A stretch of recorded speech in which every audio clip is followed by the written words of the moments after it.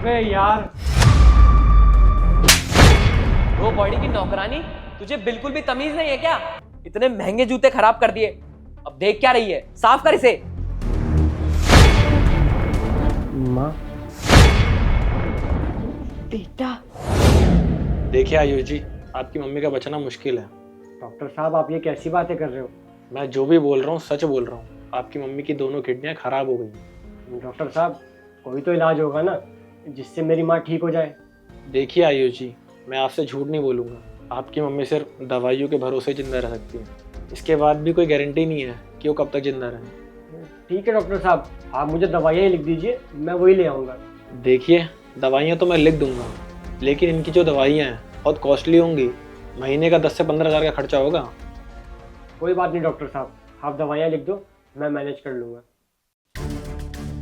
देख रही हो शिवानी, सिर्फ माँ की दवाइयों की वजह से सारा बजट बिगड़ गया। वही तो आयुष, एक तो महीने के लास्ट में इतनी मुश्किल से 10-12 हजार रुपए बचा पाते थे, अब से वो भी नहीं बचेंगे। इससे अच्छा ना मैं माँ को गांव से लेकर ही ना आता। अरे कम से कम परेशानी तो ना पड़ती। तो एक काम करो ना, अपनी माँ को दोबारा से गाँव छोड़ाओ। अरे यार, वो नहीं जाएंगी गांव। तुम तो जानती हो कि जब से पापा की डेथ हुई है उनका गांव जाने का मन ही नहीं करता है। कहती हैं गांव में अकेली क्या करूंगी, कौन ख्याल रखेगा। मैं उन्हें कितना भी फोर्स कर लूं, वो गांव नहीं जाने वाली। तो क्या कर सकते हैं अब, भुगतो फिर। क्या हो गया आयुष, क्यों इतने गुस्से में हो? यार तुम खुद देखो, डॉक्टर साहब ने एक और टेस्ट लिख दिया माँ का। कम से कम 5 से 10 हजार का खर्चा आ रहा है उसमें भी। अरे कहाँ से लाऊं मैं इतने पैसे? अभी तो दवाइयाँ कराई, मेरे पास ना एक फूटी कौड़ी नहीं बची है। तुम्हारी मम्मी के चक्कर में ना हमें कितना कुछ एडजस्ट करके चलना पड़ रहा है।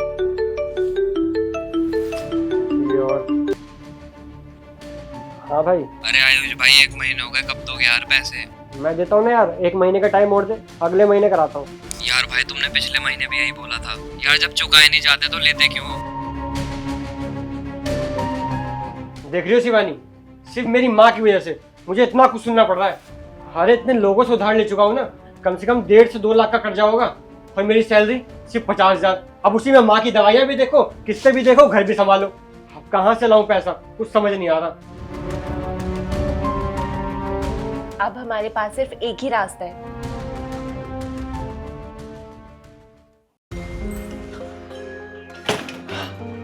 ये पकड़ो माँ अपना बैग और निकल जाओ यहाँ से। बेटा, तू मुझे घर से बाहर क्यों निकाल रहा है? देखो माँ, अब हम आपको और नहीं पाल सकते, आप यहाँ से चले जाओ। पर बेटा, ये भी तो सोचना कि मैं कहाँ रहूंगी। वो सब मुझे नहीं पता। अब आप चाहे गाँव जाके रहो या फिर वृद्ध आश्रम में, वो आपकी मर्जी। ऐसे मत कर बेटा मेरे साथ। मैंने तुझे बचपन से पाल पोस कर इतना बड़ा किया, और आज मेरी थोड़ी तबीयत क्या खराब हो गई तो मुझे घर से बाहर निकाल देगा? हाँ निकाल दूंगा। अरे अपने खर्चे देखे हैं आपने? इतनी दवाइयाँ, इतने टेस्ट, कहाँ से लाऊं इतना पैसा? कल को हमारा भी परिवार आगे बढ़ेगा, हमारा बच्चा होगा, उनका खर्चा कौन उठाएगा? आप पैसे दोगे क्या? बेटा, मैं अपना इलाज कहाँ से करवाऊंगी? तू ये भी तो सोच रहा। वो सब मैं नहीं जानता कि आप अपना इलाज कैसे कराओगे। अब चाहे बाहर जाके आप भीख मांगो या फिर किसी के घर में झाड़ू पोछा करो, वो आपकी मर्जी। बस हम पे एक मेहरबानी करो, यहाँ से चले जाओ। बेटा, बेटा। अरे देख क्या रही है? साफ करना। अरे नहीं भाई, रहने दे, कोई बात नहीं। अरे क्या रहने दे, इसने गलती करी है, सजा तो इसे मिलकर रहेगी। साफ कर।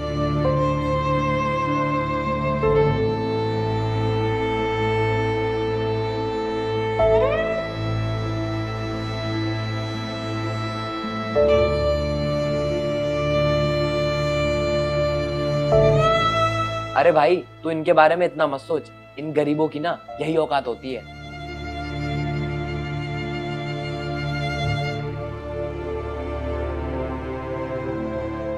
वैसे भाई, तुझे नौकरानी कहाँ मिली?